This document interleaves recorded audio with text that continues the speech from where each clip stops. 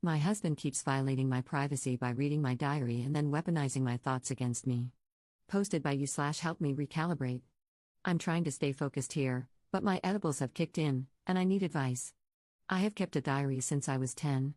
It is my form of therapy, and I do not police my thoughts. I have never let anyone read my diary.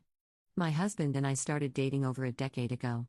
One day, a couple of months in, he was over at my apartment, and I had hopped in the shower. When I came out, he was sitting on the bed, shell-shocked. He said he read my journal, which was mostly about my life as a newly single woman. He told me it really stung to read all that.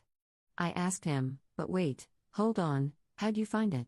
He said he was looking for matches. He couldn't tell me why he kept reading even after he knew what it was, but his apology was sincere, and I forgave him. Not too long after that, things got messy. He started getting either very sad or very angry while referring to things he read. His feelings were so intense that I started apologizing for my thoughts. Anyway, we got married. A decade later, I was thinking of a divorce and wrote a ton to process my thoughts about some sensitive topics. Again, he stumbled upon my journal and read it all. I was pissed, but he convinced me that he would never do it again. Besides, he was really hurt by the things I wrote, and I felt bad. I let it go, but he started getting sad or angry again thinking about what he had read. Once more, the intensity of his feelings led me to apologize for my thoughts. Now here we are, married with kids, setting up Scrabble on a Friday night. He went to find a piece of paper and came back quiet and distracted. I asked if everything was okay. He looked at me sharply and told me that he just read my journal. I tensed, thinking of how I recently tackled some tough feelings related to our different ethnic and religious backgrounds. I wrote things that would have been hurtful to read, and I was mortified knowing that he did read them, but I was also annoyed.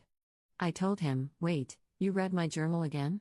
He blamed me for leaving it out and accused me of being a bad person for what I wrote, but honestly, I wasn't listening to him anymore. I just wanted to know why we were dealing with this again. It's pretty effing basic knowledge that one shouldn't read other people's diaries, right? But look at him, forcing his way into my brain and shaming me for what he saw. I surprised myself by slamming my hand on the table.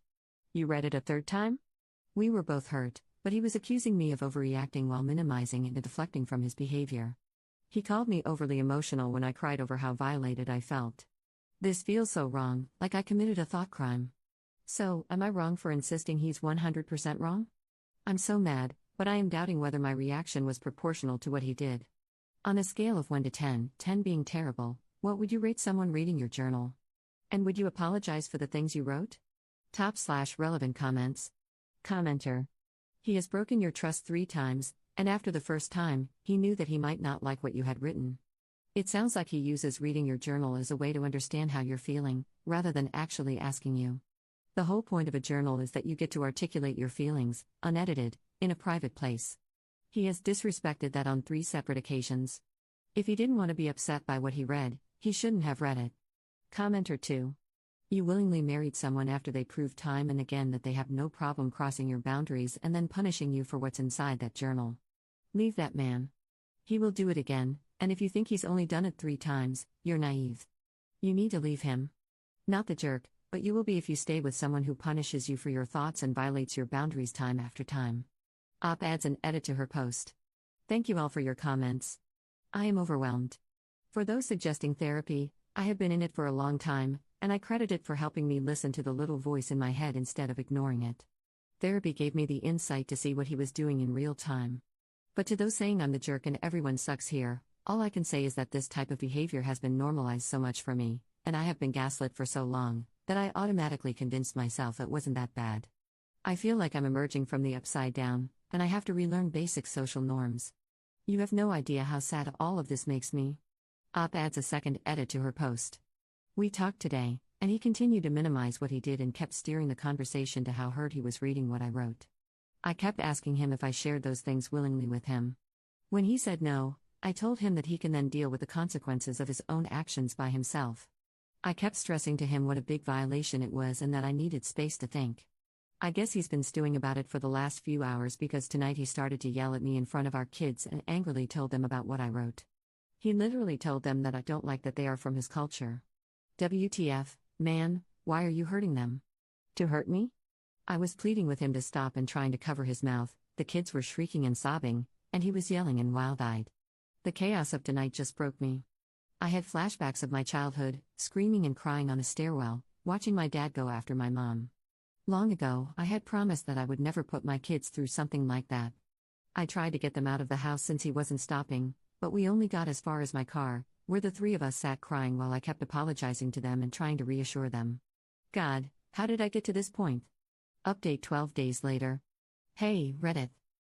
I will keep the update itself brief. The kids and I are safe, and I am divorcing my husband. The incident that I posted about was so jarring that I could no longer downplay the abuse. I understood then that it would be so much worse for my kids to grow up in a household like that than to grow up with divorced parents. I did want to take this opportunity to talk to the people who seemed flabbergasted that I had not left him earlier. I know Reddit can be cruel sometimes, but to shame someone for staying in an abusive relationship is just so ignorant. A person stays with an abuser for a myriad of reasons: fear, shame, mental health issues, lack of resources, lack of support, lack of money, the partner's coercive control, etc. Please educate yourself on abusive relationships before writing judgmental comments. In my case, I stayed because he was so good at manipulating and gaslighting, at sowing doubt and confusion, that I started taking notes during arguments because I felt like I was going crazy. He would say things and then deny up and down that he said them. He would tell me that I misinterpreted his words or that I had a bad memory or that I had anger issues.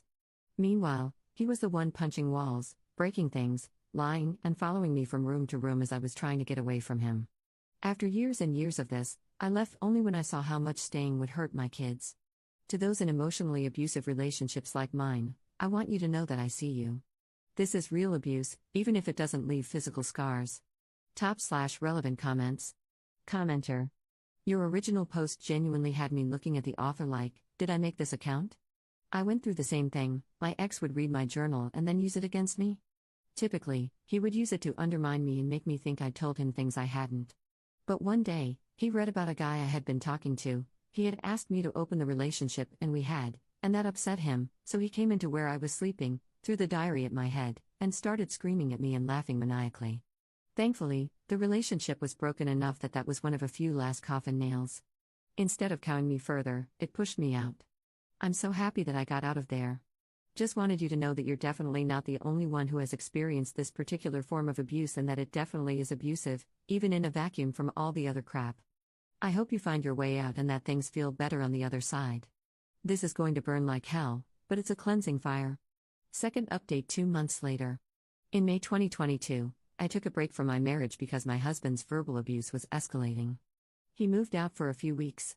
Some of the things he said during our last fight, but had said many times before, were that I'm a failure, no one likes me, and I'm socially awkward.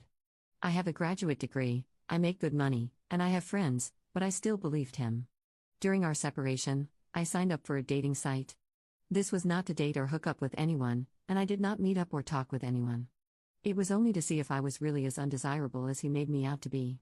He was wrong. I felt better about myself, and I deleted my account. Like Ross from Friends, I thought this was okay since we were on a break. I recognize that I should have set ground rules with my husband during the break, and I apologize to him about that. We tried to work on our marriage, but, as those who read my other posts know, I am divorcing him. This time during our separation, we set ground rules. One of them, at his request, was that we refrain from dating sites and dating in general until the divorce is finalized. We both agreed. 2 days ago, I got a bank notification about some weird charges. When I looked into it, I saw that he had joined 2 dating apps and mistakenly charged our joint account. I took a screenshot and sent it to him without comment. He responded that it was okay for him to do that because I did it in the past. When I mentioned that we discussed and agreed not to do that, he said, "I'm just doing what you did." I said he was the one who specifically asked that we not join sites until the divorce was finalized, but again, he said that I did it last time, so it's okay that he did it. He's now acting overly friendly so that I will let this issue go, but I feel deceived and can't go back to trying to be amicable with him. I decided to limit our conversations to our mediation sessions, but he continues to insist he did nothing wrong and is accusing me of withdrawing like I always do and of making the divorce contentious. Am I wrong for being bothered by what he did? I don't trust him, which makes me want to pull away, but maybe he's right that I don't know how to respond in a healthy way. He always accuses me of overreacting to things or of having unhealthy emotional responses, so if someone could please tell me what the healthy way to respond to this would be, I'm all ears. Third update 2 months later. Several months ago, I turned to Reddit because I knew something was wrong in my marriage, but I needed an outside perspective to tell me how wrong. I was the proverbial frog in boiling water. Since then, I've asked myself repeatedly why I didn't leave earlier. Then I remembered that I did try to end things a couple of months after we started dating. He was love bombing me, and I felt smothered. When I told him that I wanted space, he was devastated. I see now that that was the turning point. I prioritized his feelings over mine. I gave him the benefit of every doubt. I convinced myself that the red flags I was seeing were aberrations. It hurts thinking about how much precious time I wasted on him. Here's my update. Then, I moved into my new place 2 days ago, our home closed escrow, and the details of our divorce are finalized. These past few months were a unique kind of hell, but I am now bursting with hope and happiness. I am finally free of him.